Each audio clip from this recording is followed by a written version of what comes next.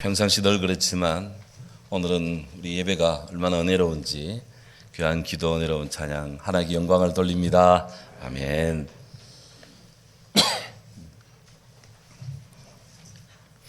지금은 우리 안동 사과이지만 제가 어릴 때는 대구 사과였습니다. 대구하면 사과, 사과하면 대구였습니다. 그래서 대학 입학 예비고사에도 나올 정도로 그렇게 대구 사과가 아주 뛰어났습니다. 이렇게 대구가 사과로 유명해진 데에는 지금 시들하지만 그런 데에는 복음 전도와 연관이 있습니다. 1889년 대구 지역에서 활약하시던 애덤스 선교사님, 이분은 계명대학교도 세우시고 계명대학교 제일 높은 곳에 애덤스 채플이라고 이렇게 아름다운 그런 기념교회도 있고 참 대구 지역에 동산병원 등등 아주 귀한 일을 많이 하셨는데요. 이 선교사님이 이제 안식년 휴가를 갔다가 미국으로 가셨다가 다시 돌아오면서 사과씨를 가지고 왔습니다. 그래서 이 사과씨를 선교사 앞마당에 이렇게 군데군데 사과씨를 심고 물을 주며 잘 돌보았습니다. 몇 년이 지나니까 그 사과나무에 열매가 주렁주렁 열렸습니다. 사람들이 다 구경을 오고요. 그 맛을 보고 기가 막히다 하고, 그래서 곳곳에 농민들이 사과씨를 받아가서 그렇게 해서 사과나무를 재배하기 시작했고 대구가 사과의 도시가 된 적이 있습니다. 참 가슴 아픈 역사지만 우리나라 사람들이 죄송합니다. 러시아로 이주하기 시작한 것은 1863년 경이었습니다. 많은 이 한국 사람들이 러시아 땅으로 가서 새로운 대지를 개척을 합니다. 러시아 한인들은 무척이나 부지런했고 또 아주 적응력이 강했습니다. 그 힘든 혹한을 견디며 땅을 개간해서 참으로 비옥한 그런 대지를 일굽니다. 그런데 러시아 공산주의가 여러 가지 정치적인 이유로 우리 이 러시아 이 한인들을 이용을 합니다. 그들은 이 스탈린은 한인들로 하여금 연해주 일대를 개척하게 했습니다. 지금 블라디보스토크 위쪽에 그쪽에 있는 소련 땅을 개척을 합니다. 그 개간을 했습니다. 그렇게 해서 그것을 또 아주 훌륭한 농토로 또 이렇게 바꾸었죠. 그러다가 이번에는 1937년도부터 그들은 또 정책을 바꾸어서 이 연해주 쪽에 있는 이 한인들을 전부 다 집단적으로 중앙아시아 쪽으로 다 이주를 시켰습니다. 좋게 말해 이주고 나쁘게 말하면 강제 이주 추방이었습니다. 그래서 블라디보스톡에서 타슈켄트까지 무려 40일 동안을 기차를 타고 우리 한인들이 강제로 이송을 당했습니다. 그곳에 간 그들은 연해주 쪽에 있던 그들이 일군 땅, 돈 이런 거 일절 가져갈 수가 없었습니다. 몸만 가져갔습니다. 식량만 좀 가져갔습니다. 그들이 도착한 곳은 허허벌판이었습니다. 우리 한인들은 살기 위해서 땅굴을 파며 거주지를 마련했고 주변에 있는 민들레, 야생식물들을 캐면서 그렇게 끼니를 이어갔습니다. 눈물로 땅을 일굽니다. 참으로 힘든 시절이었습니다. 그렇게 해서 밭을 조성하고 가지고 갔던 종자, 밀을, 귀리를 그리고 완두콩을 심었습니다. 어느새 그 씨앗에서 싹이 나오고 줄기가 자라고 열매를 맺습니다.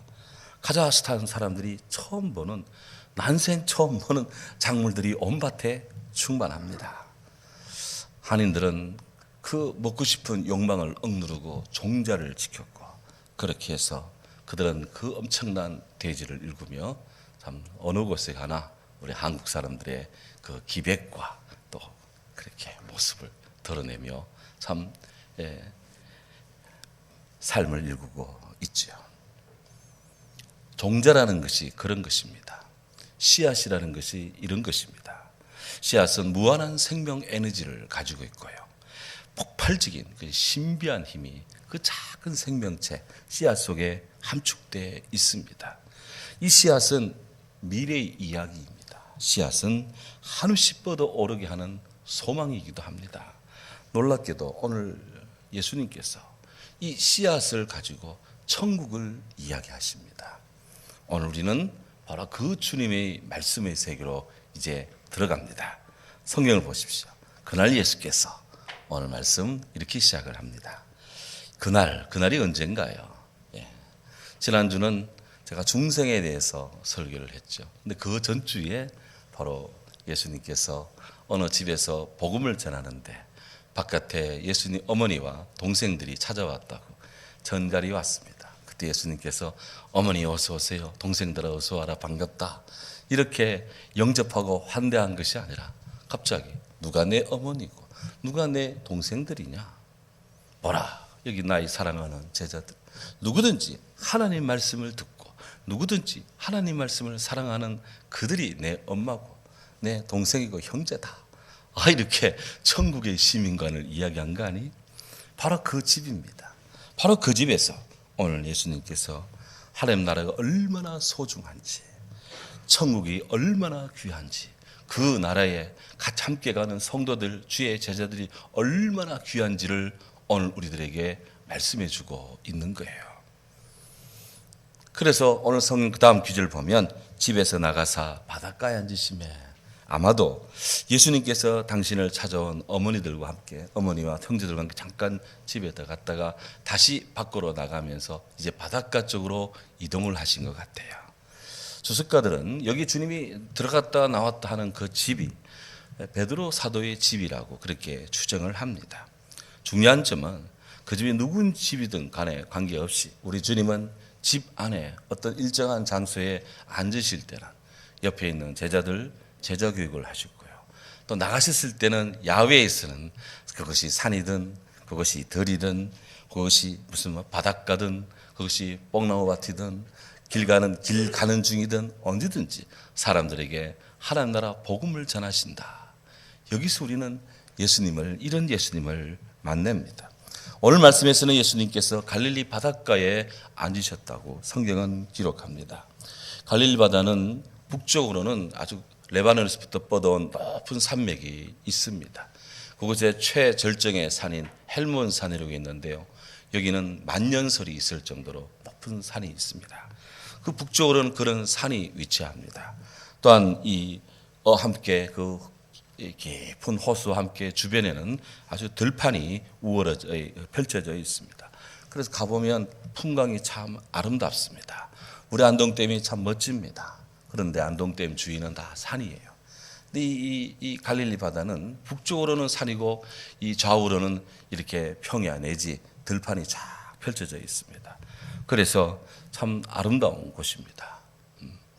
이곳에 잡은 고기들은 소금에 절여져서 스페인까지 수출이 되었다고 해요. 예수님 당시도. 수량이 풍부합니다. 토양이 기름집니다.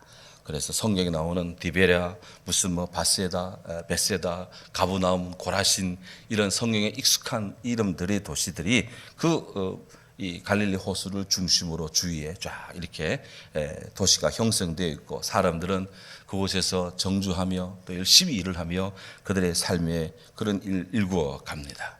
예수님은 때를 얻든지 멀었든지 이렇게 복음 전하기에 힘을 썼습니다. 그날도 여전히 예수님 주위로 많은 무리들이 몰려왔다고 오늘 성경 2절에 말합니다. 성경에서는 이 무리, 대중을 일컫는 두 개의 단어를 쓰는데요. 하나는 라오스라는 단어가 있고 하나는 오클로스라는 단어가 있습니다. 흔히 라오스를 할 때 우리가 하나님의 백성, 주의 백성, 이스라엘 백성 할 때 이런 것처럼 어느 집단에 속해 있는 다수를 가리킬 때 라오스라는 말을 씁니다. 그에 반해 이 오클로스라는 말은 유대인들이 아주 뛰어난 유대 엘리트들이 그들이 눈에 비친 율법을 잘 지키지 않는 사람들, 그렇게 이렇게 천한 노예 같은 사람들, 경제적으로 빈곤한 그런 사람들, 기층 민중들, 이름도 없는 그냥 들판에 풀 같은 사람들, 그들이 모여 있는 것을 오클러스라 그랬습니다. 이 오클러스는 그때나 지금이나 늘 배고픕니다. 늘 힘듭니다. 늘 삶이 고단합니다. 예수님께서 수고하고 무거운 짐진 자들아 다 내게로 오라 할 때 오클로스를 지칭하는 겁니다. 뛰어난 라오스가 아니라 힘들고 지쳐있는 오클러스 백성들, 당신께로 오라.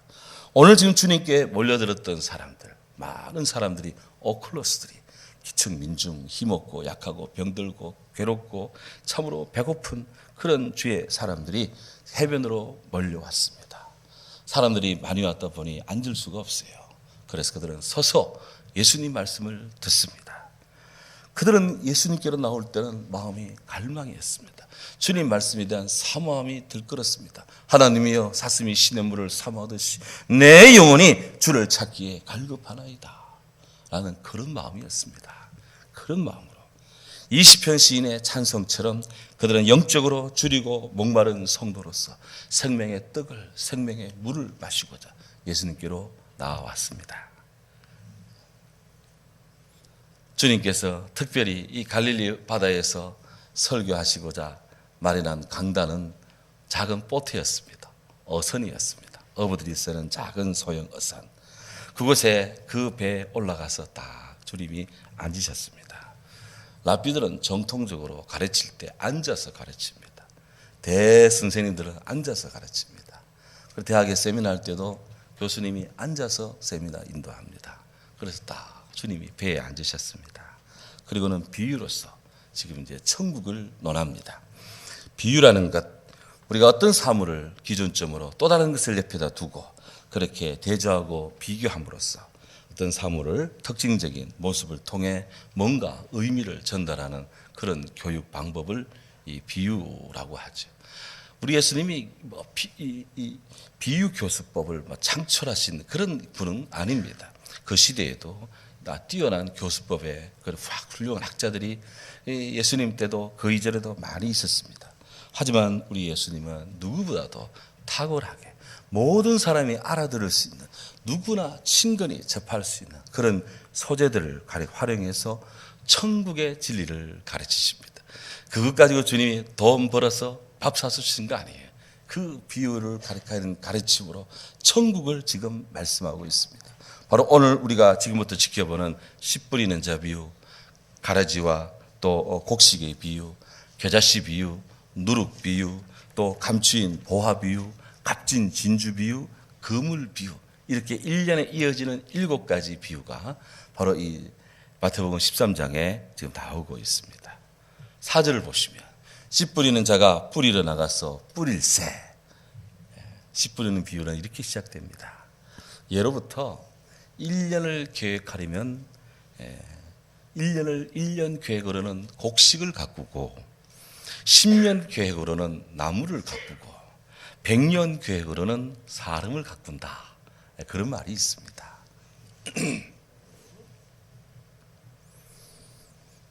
우리 예수님께서는 1차적으로 씨 뿌리는 농부의 손길을 상기시키면서 지금 하나님 나라를 지금 말씀해 나는데요.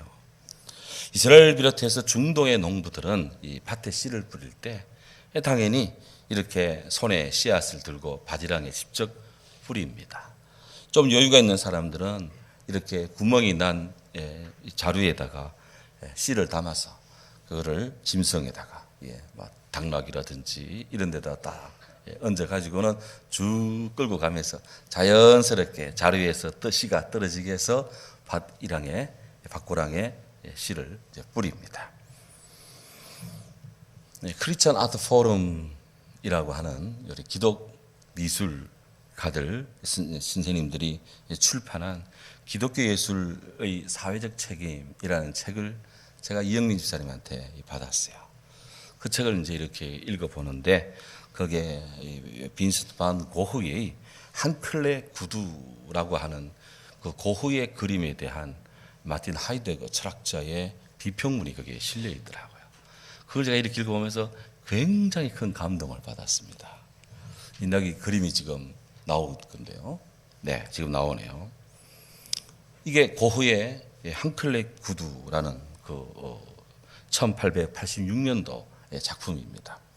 하이데거에 따르면 이 농부의 이 낡아빠진 이 구두는 우리가 신고 다니는 번쩍번쩍 빛나는 그런 고급스러운 광이 나는 그런 신발은 아닙니다.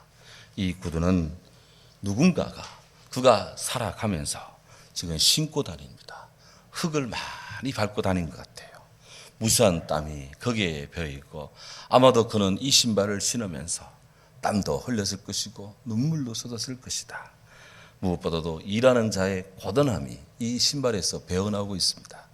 동시에 그 농부가 신고 다닌 그 낡은 구두, 그 구두는 낡았지만 그의 마음은 굉장히 풍요로웠을 것이다. 왜냐하면 대지가 베풀어지는 식량을 거둬들일 때 그는 그 봄, 여름 그의 그 힘듦은 다 잊어먹고 무수한 곡식들을 거둬들이면서 그의 삶이 얼마나 마음이 풍요로웠을까. 바로 오늘 우리가 믿음 생활하고 우리가 하나님을 향해 살아가는 삶은 바로 이 한 켤레 구두 같은 삶이 아닐까 싶습니다. 예수님께서 농부가 뿌리는 씨를 바로 천국 말씀과 연관을 시킵니다. 씨는 하나님의 말씀이요. The seed is the word of God. 씨는 하나님의 말씀이다. 그렇습니다. 전통적으로 교회는 하나님의 말씀을 씨앗으로 비유를 하고 이해를 합니다. 베드로전서 1장 23절에 성경이 이렇게 말합니다. 너희가 거듭난 것은 썩어질 씨로 된 것이 아니에요. 우리가 밥 먹는다고 거듭나는 것이 아니다. 썩지 아니할 씨로 된 것이다. 이 씨는 하나님이 살아있고 항상 있는 늘 존재하는 말씀. 이 씨는 우리를 거듭나게 하고 우리를 영생에 이르게 하는 하나님 나라의 종자는 하나님의 말씀이다 라고 베드로 사도께서 딱 규정을 짓고 있습니다. 그렇습니다. 그렇기 때문에 씨는 대단히 중요합니다. 씨는 그 보존 자체도 의미가 있지만 이 씨가 뿌려질 때 굉장한 효과를 거둡니다. 씨를 뿌리지 않으면 거둘 것이 없습니다. 그러나 씨를 뿌릴 때 거둡니다. 그것처럼 천국 또한 저절로 얻어지는 것이 아닙니다. 주님이 씨 뿌리는 자 비유를 통해 천국을 말씀하고 있습니다. 천국은 그냥 되는 것이 아닙니다. 뿌리는 자에게 거두어집니다. 시편 시인은 말합니다. 눈물 흘리며 씨를 뿌릴 때, 울며 씨를 뿌릴 때 기쁨으로 거두리로다 그랬습니다. 사도 바울은 교회를 섬기면서 에베소 교회에 편지합니다. 주 예수 이름을 위하여 결박당할 뿐 아니라 나는 예루살렘에서 죽을 것도 각오하였느니라. 일사각오의 정신으로 복음의 씨를 뿌려나갑니다. 오늘의 세계 기독교회가 그냥 된 것이 아닙니다. 이렇게 당신의 몸을 던지고 삶을 던지고 전부를 던진 사도 바울 같은 그 뒤를 따르는 주의 종들의 그런 헌신으로 이 교회가 이렇게 세워지고 있습니다. 오늘 우리는 하나님의 나라와 그 의를 위해서 복음의 씨앗, 하나님 말씀의 씨앗을 마음을 다하고 뜻을 다하고 힘을 다하여 지금 뿌리고 있습니까? 현재에 뿌린 것은 미래에 거둡니다. 젊어서 뿌린 것은 나이 들어 거둡니다. 부모가 뿌린 것은 자식이 거둡니다. 이 땅에서 뿌린 것은 하나님 나라에서 거둡니다. 우리가 선을 행하되 낙심하지 말지니 포기하지 아니하면 때가 이름에 거두리라. 할렐루야. 아멘. 농부가 그래서 씨를 뿌립니다. 이 농부가 뿌린 씨앗은 오늘 성경 사절에 따르면 더러는 길가에 떨어지매 새들이 와서 먹어버렸다. 길가는 밭고랑 사이에 난 그런 도랑입니다. 길입니다. 사람들이 농부가 다니고 지나가는 옆 사람도 다니고 해서 그 길이 좀 단단해져 있습니다. 반질반질합니다. 영적인 견지에서 이 길가는 복음의 씨가 새들이 날라 먹어보기 때문에 복음이 영접되지 않은 것, 마음 문을 걸어 잠그어서 그렇게 굳게 닫혀 있는 그런 삶이 길가의 밭입니다. 우리들 영혼에 뿌려질 복음의 씨앗들이 싹이 나고 뿌리가 착화되는 것을 근원적으로 차단하고 또 폐쇄시켜버리는 그런 마음들이 길가의 밭입니다. 왜 사람들의 마음이 이렇게 딱딱해지고 왜 사람들의 마음이 이렇게 경화가 될까요? 사람이 자신의 경험, 자신의 학식, 자신의 주장, 자신의 생각, 자신의 어떤 것, 자기의 경험 이런 것들을 최고의 것이고 더 이상 양보할 수 없는 것이고 더 이상 어떻게 비교 불가능한 그런 것이다 라고 생각하는 자기 인식, 자기 확장, 자기 거품, 그런 교만한 마음, 때로는 독선에 젖어 있는 것 등등 여러 군데, 여러 여러 상황들이 복합적으로 작용합니다. 아예 처음부터 하나님 말씀 복음에는 관심이 안도 없어 라고 그렇게 의지를 가지고 복음을 거절해 버릴 때 불행하지만 길가의 밭처럼 되고 맙니다. 그 마음은 날름 새가 날라와서 날름 집어먹고 만다는 거예요. 중동에는 약 300종류의 새들이 서식하는데 그 중에서도 제일 흔한 새가 참새떼라고 합니다. 근데 예수님께서 길가에 뿌려진 씨앗을 날름 먹어치우는 것은 참새떼다 그렇게 말한 적 없어요. 아마도 그런 새들이 날름날름 집어먹는 거 보고 주님이 아마 보편적으로 이야기하신 것 같습니다. 우리 주님은 이 말씀을 제자들이 좀 해석 좀 해주세요 라고 부탁하니까 친절히 주님이 해석을 해 주었습니다. 마태복음 13장 19절에 가면 아무나 천국 말씀을 듣고 깨닫지 못할 때는 악한 자가 와서 그 마음에 뿌려진 것을 빼앗나니 이는 곧 길가에 뿌려진 자니라. 이렇게 주님이 해석을 해 주셨습니다. 바로 여기 뿌려진 이 길가의 씨앗을 날름 집어가 먹어버리는 그 새는 오늘 우리 주님께서 악한 자, 사탄이라고 그렇게 지목을 합니다. 이 사탄들, 복음을 싫어하는 공중의 권세 잡은 이 세력들, 그들은 복음을 영접지 않고 복음을 방치하고 복음에 관심을 가지지 않는 그런 자들을 혹 이들이 마음을 바꿔서 주님 영접하기 전에 얼른 집어먹고 마는 것입니다. 복음의 반대 세력은 지금도 기회만 있으면 이 거부된 씨앗들을 앗아가기 위해서 혈안이 되어 있습니다. 그러므로 우리가 미혹하는 영과 귀신의 가르침을 따라 양심이 화인 맞은 그런 심령이 되지 않도록 우리가 영적으로 깨어 있어야 되고 주님 말씀에 더 집중적인 마음을 기울여야 될 이유가 여기에 있습니다. 이어서 5절 6절에 보면 들은 흙이 얇은 돌밭에 떨어지매 흙이 깊지 아니하므로 곧 싹이 나오나 해가 돋은 후 뿌리가 없으므로 말라버렸다 라고 하는 돌밭의 이야기가 나옵니다. 흙이 얇은 돌밭, 이스라엘 땅에서는 아주 흔한 지형입니다.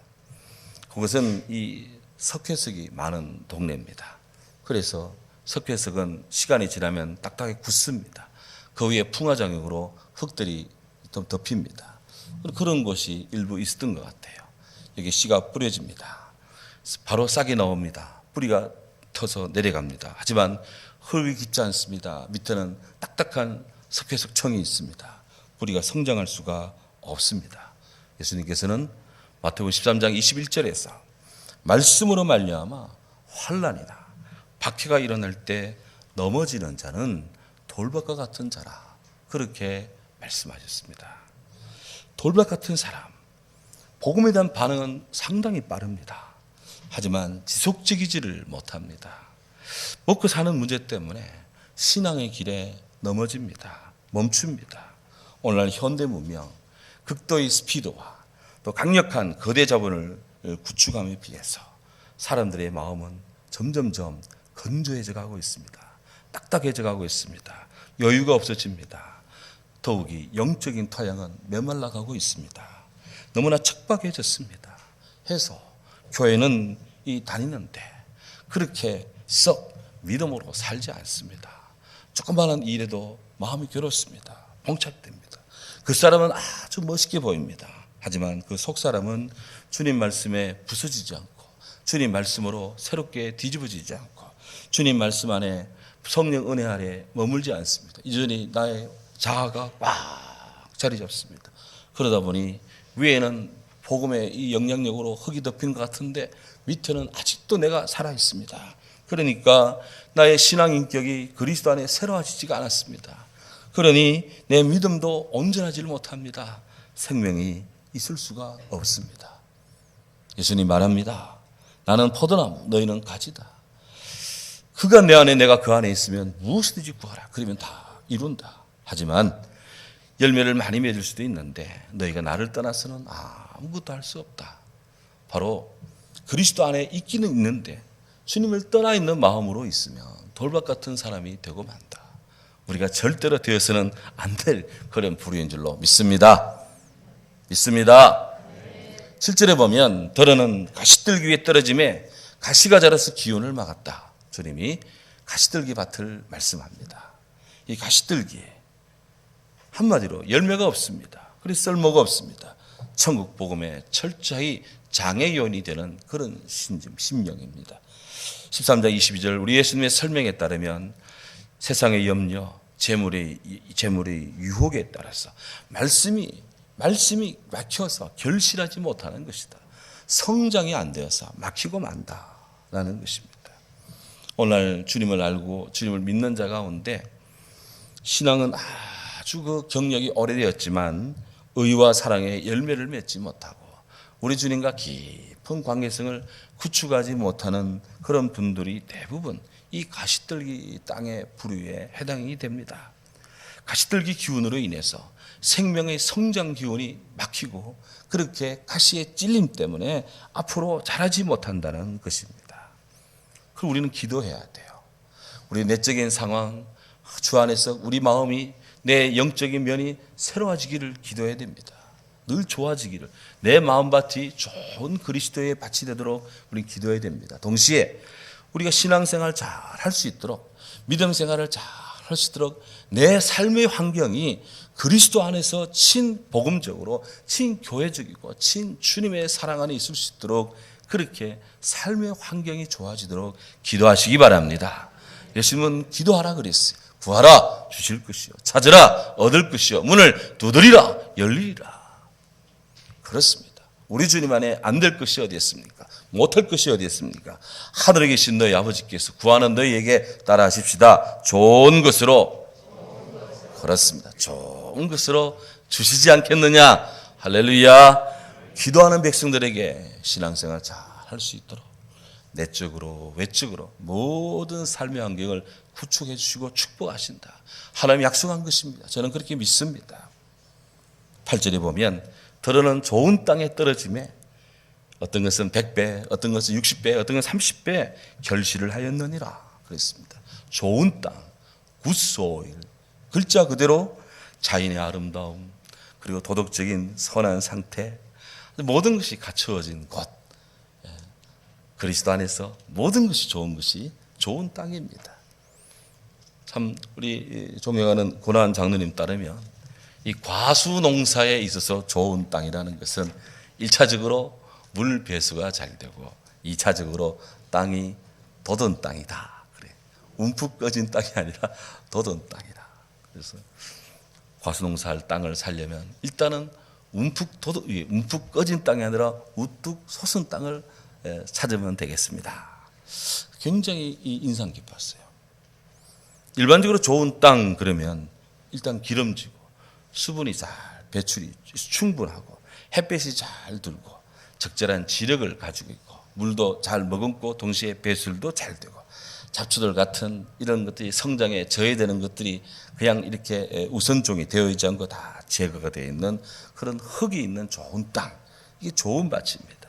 신앙의 경력에서 이 좋은 땅은 진리의 복음 받아들이고 예수님 십자가를 향한 내 영혼의 심지가 깊고 주님 복음 앞에 정말 내 가슴이 설레고 주님 사랑하는 마음에 내 마음이 기쁘고 영혼이 기쁘고 등등 이런 순박한 그리자 복음의 중심도 딱 확고해져 있고 그리스도 안에 흔들리지 않는 인생, 이게 그리스도 안에서 좋은 땅입니다.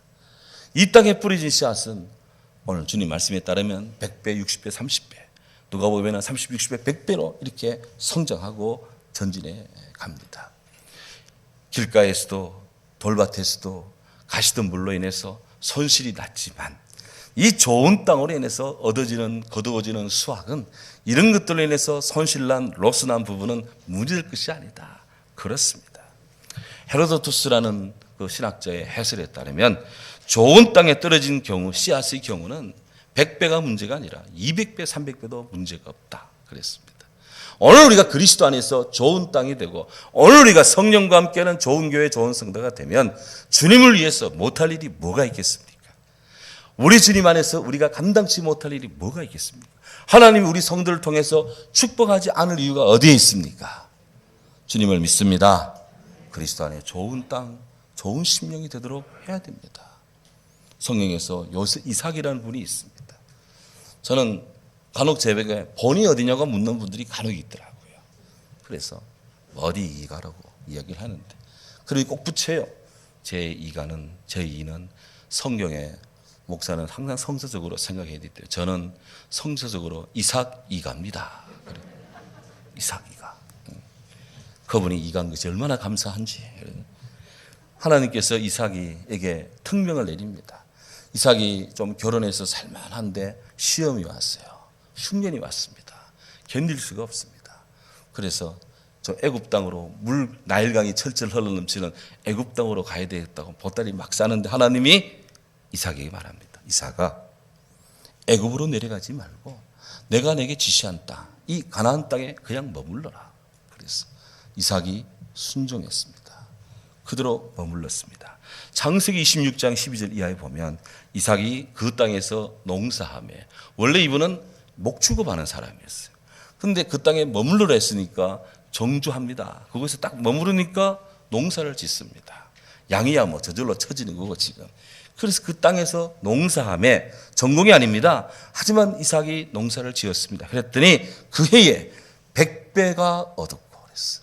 100배나 얻었고 하나님께서 복을 주심으로 그 사람이 창대하고 마침내 거부가 되어 양떼, 소떼가 떼를 두고 종이 심이 많아졌더라. 와, 흉년인데 안 되는 그런 비시즌인데 하나님 말씀에 순종했더니 그야말로 하나님이 그 양식도 많아지고 소도 많아지고 양떼도 많아지고 들어가도 나가도 복을 받고 그냥 되는 것이 되고 안 되는 건 더 잘 되고 하나님 은혜가 그냥 쏟아 부어졌습니다. 사랑하는 여러분, 우리가 그리스도 안에서 좋은 땅, 좋은 심령이 될 이유가 여기에 있습니다. 시편 92편 7절에 성경은 말합니다. 악인들은 풀같이 자라고 무성히 보입니다. 악을 행하는 자들은 다 흥왕할지라도 영원히 멸망하리로다. 반면에 의인은 종려나무같이 번성하며 레바논의 백향목같이 성장하리로다. 이는 여호와의 집에 심겼으며 우리 하나님의 뜰 안에서 번성하리로다. 그는 늙어도 여전히 결실하며 진에게 풍족하고 빛이 청청하니 여호와의 정직하심 나의 바위 되심 그에게는 불의가 없음이 선포되리로다. 풀은 시들고 악인들의 번영은 사라진대요. 하지만 의인들은 종려나무 야자수처럼 드문 서 있는 것 같아도 작은 나무들이 모였지만 오아시스를 이루는 것처럼 하나님께서 그렇게 축복을 한답니다. 이 말씀을 깊이 묵상한 어거스틴이 이런 주석을 썼습니다. 나무는 땅에서 시작하지만 맨 꼭대기에 끝에 가서 온전한 아름다움을 보여준다. 못난 뿌리가 땅 위에 드러나지만 나무 끝은 공중에서 아름답게 펼쳐진다. 그러므로 그대 성도의 아름다움도 끝에 가서 나타나리라. 그대의 뿌리는 단단히 박혀 있어야 된다. 하지만 우리의 뿌리는 위로 향해서 뻗는 그런 뿌리이다. 낮추어지면 높아질 것이고 레바논의 백향목처럼 자랄 것이다. 해가 솟는다고 야자수가 시드는가? 백향목이 시드는가? 햇빛 쨍쨍 내리쬐면 풀이 시들듯 때가 되면 심판이 닥치나 악인은 시들고 하지만 의인은 피어날 것이다. 사막에 비가 내리지 않는 곳에 사는 그 야자나무같이 종려나무같이 하나님의 백성들은 비록 소수이나 창조적 소수요 하나님 함께하는 손길이요 복된 삶이 된다고 그렇게 옛 성에는 말씀했습니다. 그렇습니다. 사랑하는 여러분, 올해 우리 장로님 오늘 기도한 것처럼 우리 모두 주 예수님께서 말씀하시는 말씀에 살고 그 말씀을 기울이고 그 말씀에 순종하고 그 말씀을 우리 마음밭을 일구는 좋은 땅이 됩시다. 그래 주님은 귀 있는 자는 들으라 말씀한 겁니다. 아름다운 2022년에 복음의 역사가 우리 사랑하는 교회와 성도를 통해서 30배, 60배, 100배 이렇게 더 풍성해지고 우리 성도들 개개인의 심령마다 하나님의 아름다운 사랑이 놀랍게 터치하고 은혜 부어주시기를 주의 이름으로 축원합니다. 아멘. 사랑하는 주님, 감사합니다. 오늘 우리 주님께서 천국의 씨앗 우리에게